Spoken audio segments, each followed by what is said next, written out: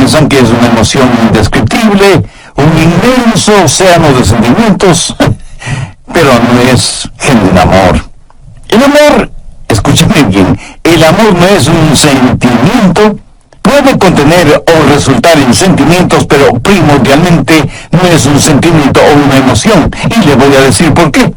La Biblia nos ordena, escuchó, nos ordena amar. Y usted no puede ordenar a un sentimiento, piénselo.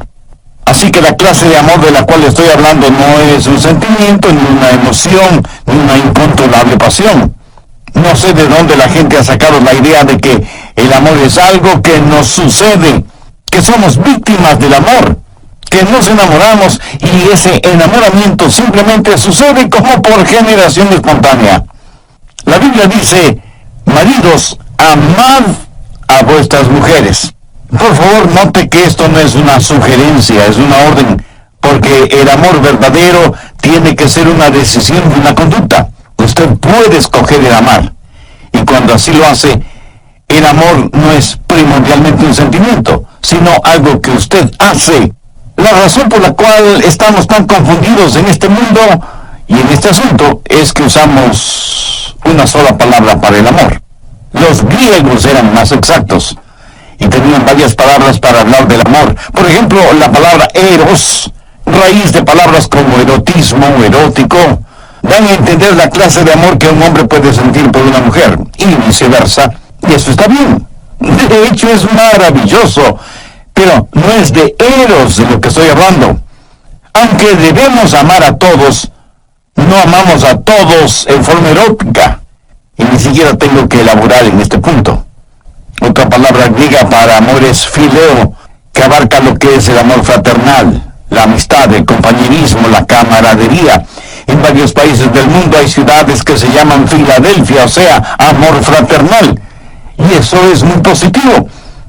Pero quiero centralizar mi mensaje en la palabra ágape, que tiene que ver con el amor divino, cómo tenerlo, cómo darlo, cómo recibirlo. Si usted quiere exhibir un diamante, lo pondrá sobre un terciopelo negro.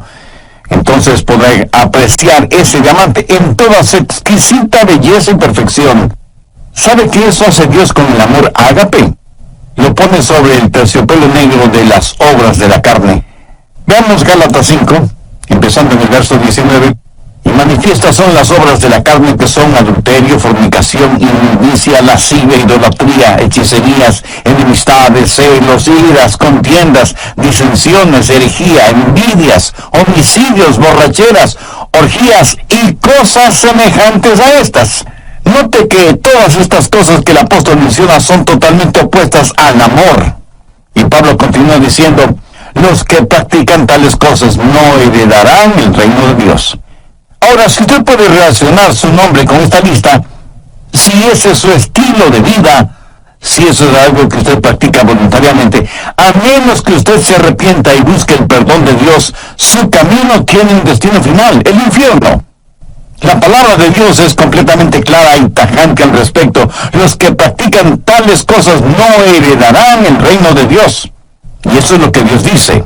Esto no significa que usted como creyente no tropezará ni caerá.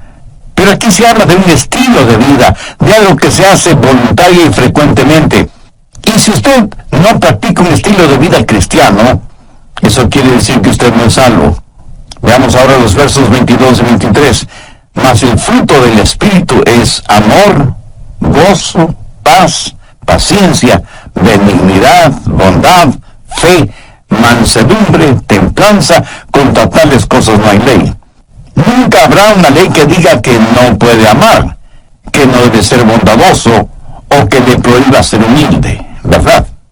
Pero sí hay leyes contra las obras de la carne, pero no hay leyes contra el fruto del Espíritu.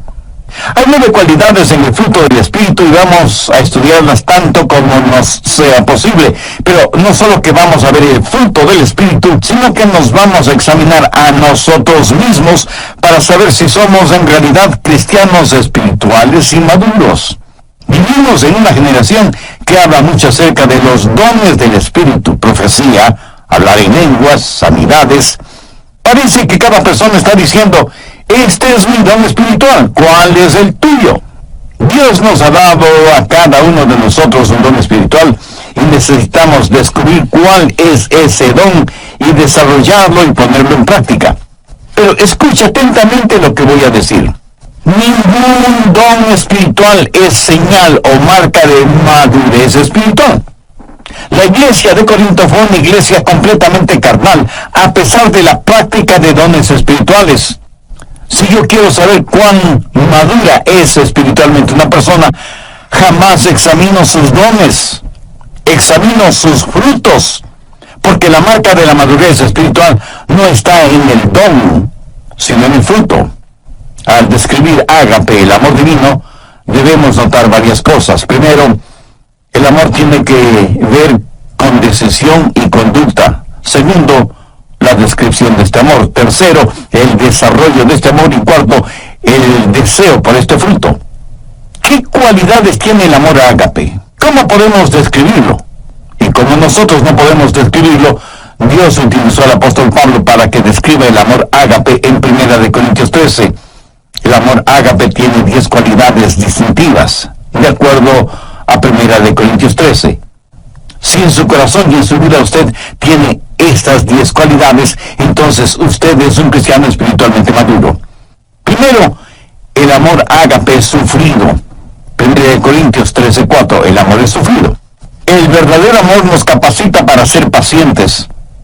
Si usted es una persona impaciente, si dice, amé a tal persona hasta donde pude, pero ya no merece mi amor y por eso he renunciado a seguirla amando. Amigo, cuando usted deja de amar, ese momento es cuando usted menos se parece a Jesucristo. La Biblia dice que Jesús, habiendo amado a los suyos, los amó hasta el fin. El verdadero amor es sufrido, paciente. Perdona 70 veces 7, pero no se contenta con perdonar 490 veces, sino que sigue perdonando y perdonando y perdonando. ¿Por qué? Porque el amor es sufrido. Segundo, el amor ágape es benigno. ¿Y ahora qué es benignidad? Es servirnos los unos a los otros. No es servirnos los unos de los otros. Si nos amáramos, ¿qué haríamos los unos por los otros? Permítame ilustrar esto en primera persona. Si usted me ama, ¿qué es lo que me daría? No me daría lo que yo merezco, sino lo que yo necesito. Veamos Lucas 6, los versos 27 y 28. Pero a vosotros los que oís os digo, amad a vuestros enemigos, haced bien a los que os aborrecen, bendecid a los que os maldicen y orad por los que os calumnian. ¿Qué debemos hacer por nuestros enemigos? Amarles, ayudarles, ser bondadosos con ellos, orar por ellos. Y algunos de ustedes estarán pensando, pastor, yo no puedo hacer eso ni siquiera por mis amigos, menos lo voy a hacer por mis enemigos. Permítame hacer una pregunta. ¿Alguna vez lo ha tratado siquiera? Si alguien le ha hecho daño, ¿ha tratado usted de hacerle un bien? En otras palabras, ¿es usted para esa persona una bendición? Porque eso, mi amigo, es el amor ágape. Tercero, el amor ágape es sincero. El verso 4 dice, el amor no tiene envidia. Si usted es una persona envidiosa, celosa, es porque no ama a la persona que envidia o que cela. Si usted me envidia o yo le envidio, es porque ambos queremos las cosas que el otro tiene. Si yo quiero algo que es suyo, no me regocijaré de que usted lo tenga. Eso no es amar con sinceridad, así como no lo es que me disguste sobremanera cuando usted es alabado, cuando considero que su ganancia es mi pérdida. ¿De qué amor sincero podría estar hablando? El amor verdaderamente sincero se regocija cuando los demás son bendecidos y prosperados. Cuarto, el amor ágape no es jactancioso, más bien le capacita para que sea humilde, para que no sea vanidoso ni prepotente, ni mire a los demás por encima del hombro. La Biblia dice que no debemos considerarnos más que los demás. Busque Proverbios 21:4. Altivez de ojos y orgullo de corazón y pensamientos impíos son pecado. El orgullo y el genuino amor no pueden habitar en nuestro corazón al mismo tiempo. No podemos ser vanidosos y bondadosos a la misma vez. Una persona llena de egoísmo y orgullo jamás puede ser una persona llena del amor ágape. Sabe que las personas orgullosas son además argumentativas. La Biblia dice que solo por el orgullo viene la contención. ¿Sabe cuál es el problema en los hogares cuando hay argumentos y contenciones? Que se están enfrentando nuestros egoísmos y nuestros orgullos y ninguno quiere perder. Quinto, el amor ágape es considerado. Verso 5. No hace nada indebido. ¿Sabe lo que eso significa? Significa que el verdadero amor es cortés, gentil. Cuando una persona hace lo indebido es una persona tosca, ruda.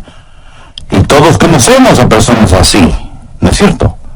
Empujan para pasar, nunca piden permiso ni disculpas, se meten a la fuerza, desconocen las palabras por favor y muchas gracias.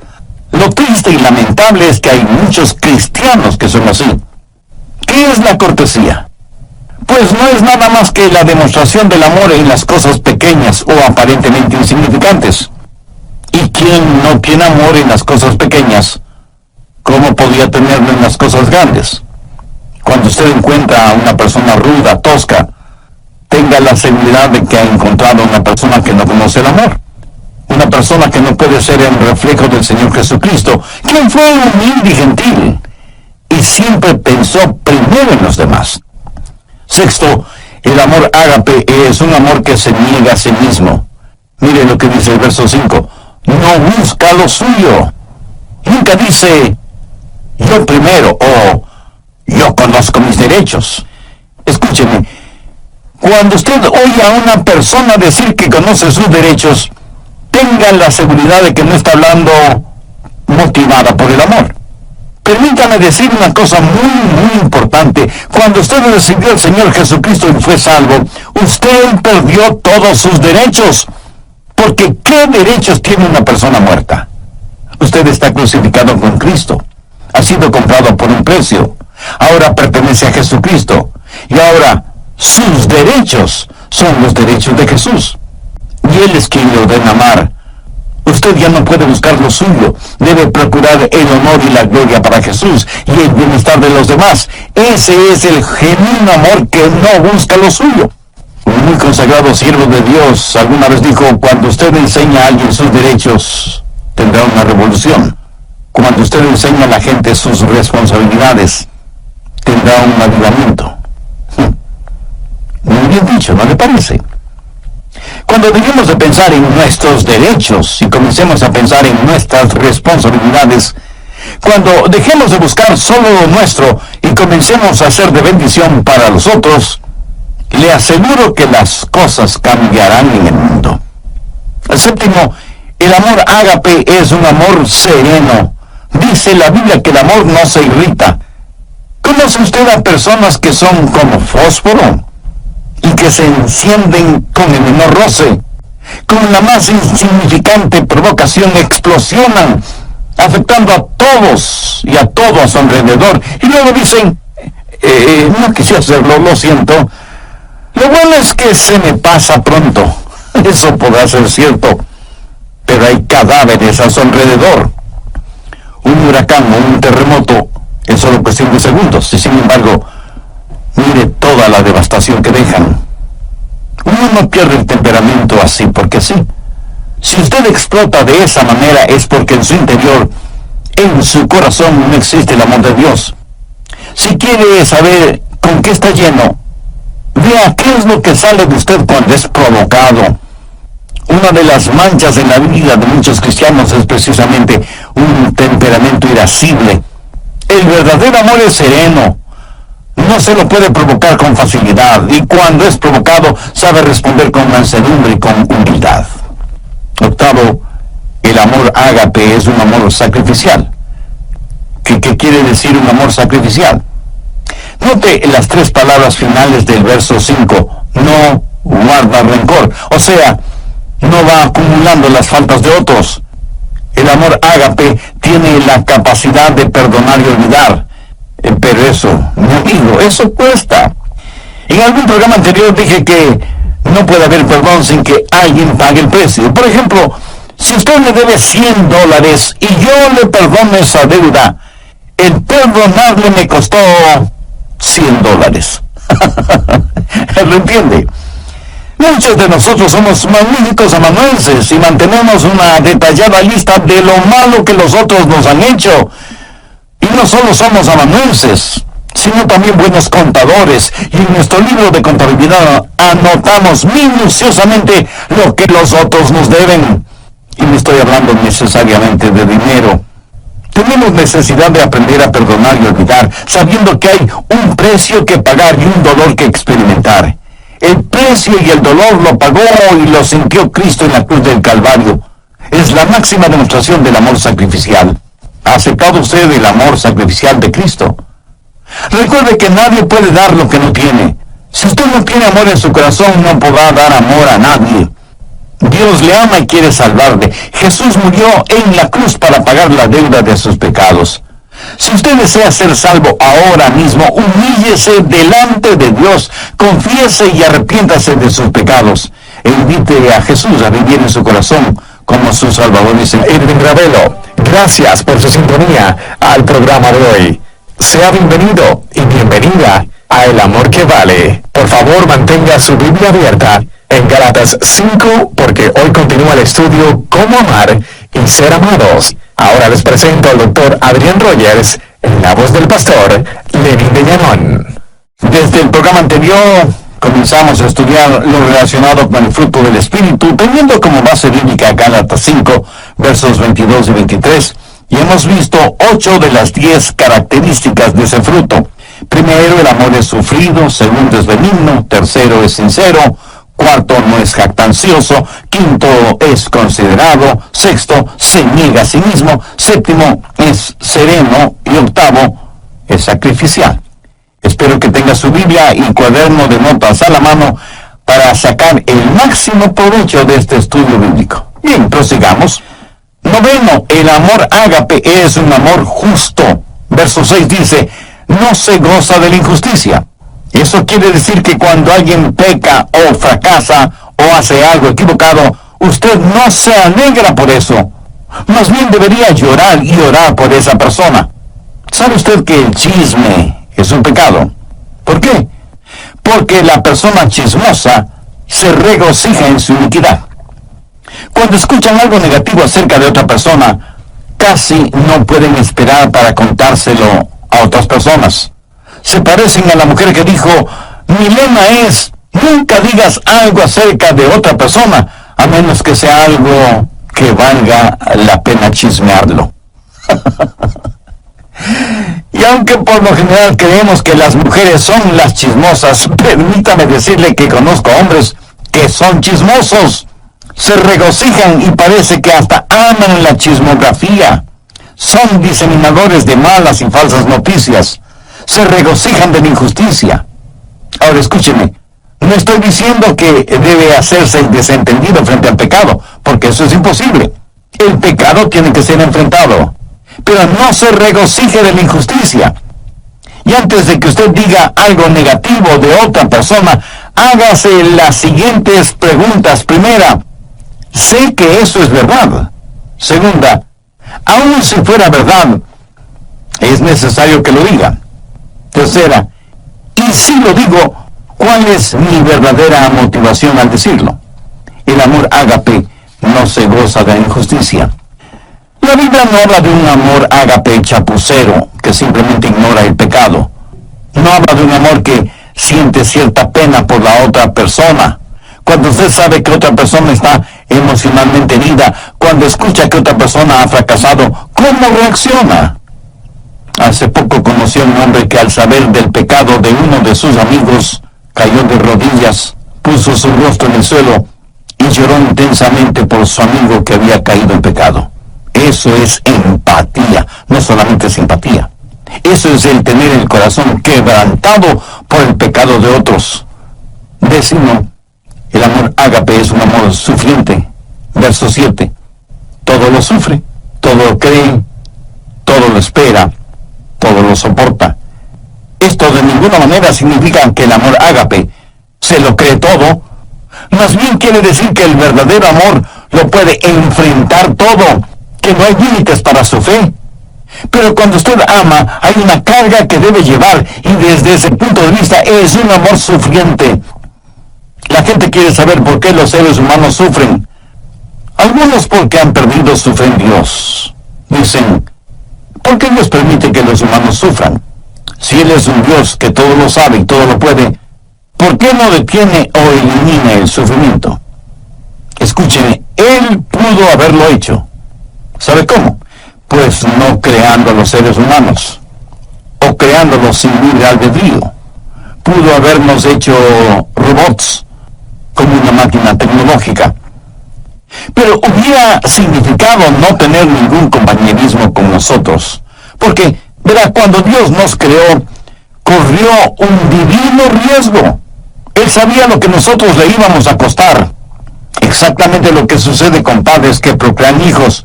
¿O usted cree que esto de tener hijos es como comerse un pastelito de manzana? Mi amigo, tener hijos cuesta no solo en términos monetarios, sino también espirituales y emocionales. Y aunque usted no lo crea, de una u otra forma, nuestros hijos nos romperán el corazón. Dios sabía lo que iba a costar cuando nos creó y nos dio la capacidad de elegir. Y elegimos pecar. Cuando nos dio la capacidad de decir sí, también nos dio la capacidad de decir no. Para que un ser humano escoja a Dios, debe querer escoger a Dios. ¿Lo entiende? Dios nos dio ese libre albedrío, nos hizo de esa manera, pero al mismo tiempo Dios sabía que iba a sufrir. Cuando Dios escogió amar, escogió también el sufrir. Y alguien me preguntará, pastor, ¿puede Dios sufrir? Permítame responder con una pregunta. ¿Sufre usted como padre cuando su hijo hace algo equivocado? Piénselo bien antes de contestar. La historia del hijo pródigo en el capítulo 15 de Lucas enseña que cuando un padre terrenal tiene un hijo rebelde, sufre. De la misma manera, cuando nosotros hacemos algo equivocado, nuestro Padre Celestial sufre.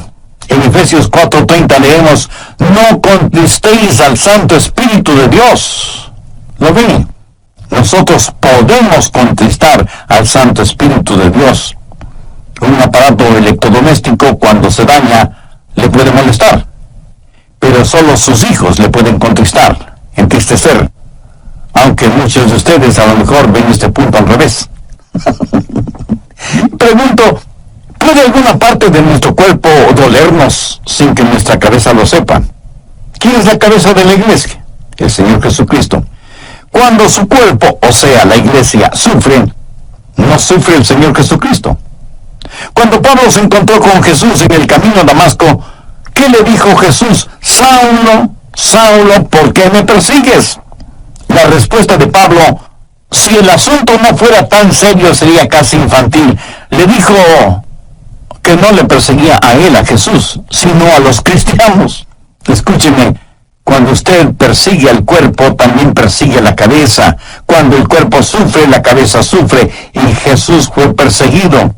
Cuando una novia es infiel, impura, y no le presta ninguna atención al novio, ¿cree usted que el novio sufrirá?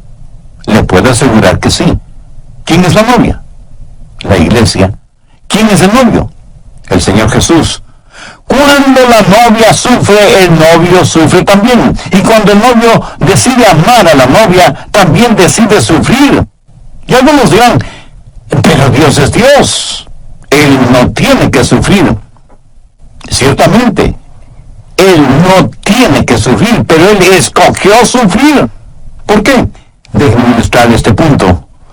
Suponga que usted y su cónyuge van a tomar las vacaciones soñadas toda una vida. ¿Será su segunda luna de miel en una de las islas de Hawái? Suponga que alguien les ha provisto un precioso condominio en la isla, a la orilla de una fabulosa playa, pero asimismo suponga que no tienen suficiente dinero para hacer todo lo que quieren hacer. Pero ya están ahí, dispuestos a disfrutar a plenitud del sol, la playa, el mar, las palmeras, la música y la deliciosa comida. Suponga que más o menos a las 6 horas de estar en la isla, en el continente, uno de sus nietos es golpeado por un automóvil y las preguntas surgen de inmediato. Debemos llamar a los abuelos para avisarles.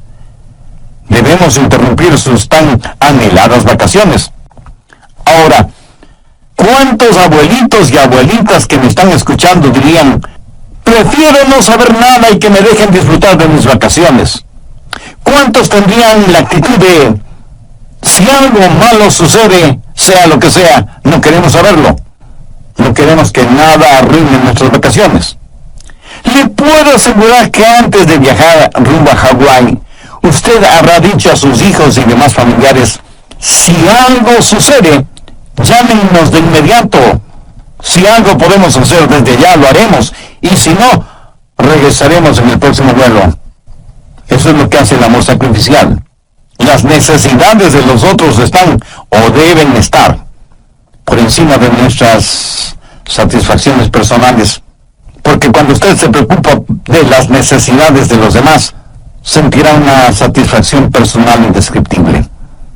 Tercero, el desarrollo de este amor. Busque Gálatas 5:19. Habla de las obras de la carne. Las obras de la carne son naturales. Las obras del Espíritu son sobrenaturales. Las obras de la carne es lo que hace el pecado en nosotros. El fruto del Espíritu es lo que Dios hace por medio de nosotros. Y esta clase de amor no la podemos producir por nosotros mismos, pero es la clase de amor que debemos llevar. En Juan 15:5 leemos que Jesús dijo, yo soy la vid, vosotros los pámpanos, separados de mí nada podéis hacer. Note que Jesús no dice que nosotros produciremos esta clase de amor. Romanos 5:5 es un versículo muy interesante, porque el amor de Dios ha sido derramado en nuestros corazones por el Espíritu Santo que nos fue dado. ¿Lo ven? Aquí se está hablando de un amor sobrenatural, el amor que proviene de la vid, se esparce en los pámpanos y produce el fruto. ¿Lo entiende? Usted no produce el fruto, solamente lo lleva.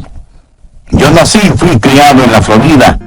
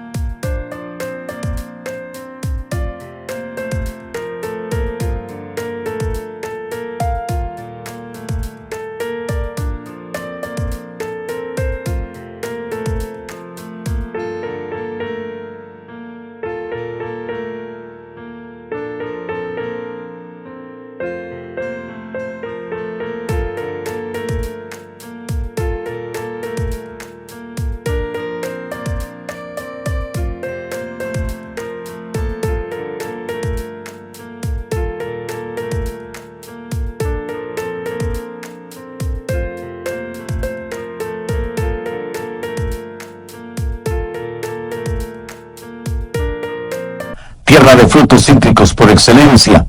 En casa teníamos árboles ornamentales de naranjas agrias. El fruto era imposible para el paladar, pero los árboles eran hermosos. Y se necesita mucha paciencia y mucho trabajo para lograr que al fin esos árboles de naranjas agrias produzcan naranjas dulces. Ahora suponga que usted tiene un árbol de naranjas agrias, pero quiere que dé naranjas dulces. ¿Qué puede hacer? Bueno, podría podar el árbol. ¿Piensa que eso es suficiente para tener naranjas dulces? No. Entonces se le ocurre una idea genial. Va a trasplantar el árbol, lo va a trasplantar de un lado del terreno al otro lado. Como aplicación diré que muchos trasplantan el árbol de sus vidas de una iglesia a otra iglesia, pero siguen siendo cristianos agrios. Y el cambiar de membresía es como cambiar un cadáver de una tumba a otra. Perdonen esta comparación, así un poco esquelética. Como cambiar el árbol de naranjas agrias de un lugar a otro no produce naranjas dulces, ¿qué más puede hacer? Bueno, pues ponerle nueva tierra, con bastante abono orgánico, no químico, cuidar el nivel de humedad de la tierra, que no le falta agua ni fertilizantes, y por último, cambiarle de nombre. Ya no se llamará árbol de naranjas agrias, sino árbol de naranjas dulces. Y para ayudarle al árbol a que produzca naranjas dulces, usted amarra en sus ramas varias deliciosas y dulces naranjas, esperando que esas ricas naranjas motiven al árbol a dar naranjas dulces. Y muchos de ustedes me dirán con toda razón que nadie, por ignorante que sea en cuestión de árboles frutales, haría una tontería así. Mi amigo, no es asunto de trasplante, ni asunto de podar el árbol, ni de fertilizarlo, ni de cambiarle de nombre, ni de amarrar en sus ramas buenos frutos, que solo serán decorativos. Es la naturaleza del árbol la que debe ser cambiada. Cuando ese árbol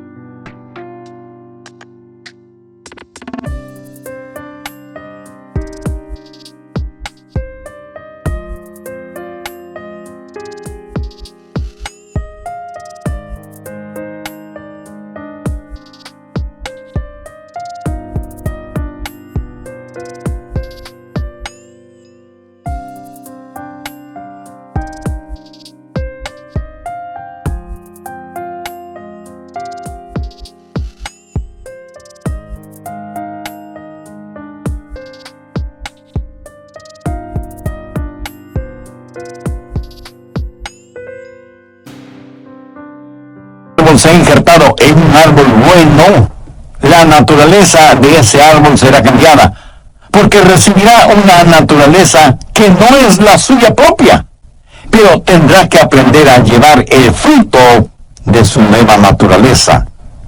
La Biblia dice que cuando somos salvos, somos participantes de la naturaleza divina. La naturaleza de Dios viene a nosotros. Pero esta es la clase de amor que no es el fruto de las obras de la carne, raíz de amargura, sino que es el fruto del Espíritu, es la naturaleza del Dios Todopoderoso que ha sido injertada en usted, en mí, en nosotros. Cuarto, el deseo por este fruto. ¿Para qué sirven las frutas? Pues para comérselas, y mientras más frescas y al natural, mucho mejor. ¿Han notado que las frutas despiden una fragancia extraordinaria? Uno puede reconocer una fruta solo por el olor, aún antes de mirarla o palparla. Imagínese ahora la bendita fragancia del fruto del Espíritu. ¿Sabe lo que el mundo necesita este mismo momento? Algunos de inmediato me dirán, el mundo necesita paz, bienestar económico, buena salud, progreso científico, etcétera, etcétera. Y aunque todo eso es verdad, el mundo lo que más necesita, sin embargo, es la realidad del fruto del Espíritu. Esa es la única manera de amar y ser amado. Cuando usted permita que el Señor habite en su humanidad y demuestre su deidad a través suyo, no será un amor humano el que usted exhiba, sino que será un amor divino. No será su vida la que viva, sino la vida de Jesús en usted. Su vida tendrá la fragancia de nuestro Señor Jesucristo. Anote al margen Efesios 5:2. Andad en amor, como también Cristo nos amó y se entregó a sí mismo por nosotros, ofrenda y sacrificio a Dios en olor fragante. ¿De dónde sale todo ese fruto? De una semilla muy pequeña. ¿Cómo es que se esparce el cristianismo? Cuando entendamos que la semilla está en el fruto, cuando empecemos a vivir Gálatas 5:22 y 23, más el fruto del Espíritu es amor, gozo, paz, paciencia, benignidad, bondad, fe, mansedumbre, templanza, entonces empezaremos a reproducirnos. Permita que el Espíritu de Dios hable a su corazón ahora mismo. Usted puede ya ser salvo, pero ha caído, ha tropezado, y se ha vuelto tan carnal que ha dejado de llevar su fruto espiritual. En Lucas 6, versos 44 y 45 leemos, porque cada árbol se conoce por su fruto, pues no se cosechan higos de los espinos, ni de las zarzas se vendimian uvas. El hombre bueno del buen tesoro de su corazón saca lo bueno, y el hombre malo del mal tesoro de su corazón saca lo malo, porque de la abundancia del corazón habla la boca. ¿Quiere orar una sencilla oración conmigo? Mi oración es solo para guiarle. Pero al menos que usted ore con sus propias palabras, las puede decir en voz alta o en voz baja, o puede orar silenciosamente en su corazón, pero ore con fe, con confianza, con convicción. Diga, querido Dios, cuán lejos, pero cuán lejos estoy de exhibir en mi vida el fruto del Espíritu. Tengo necesidad de injertarme en tu vid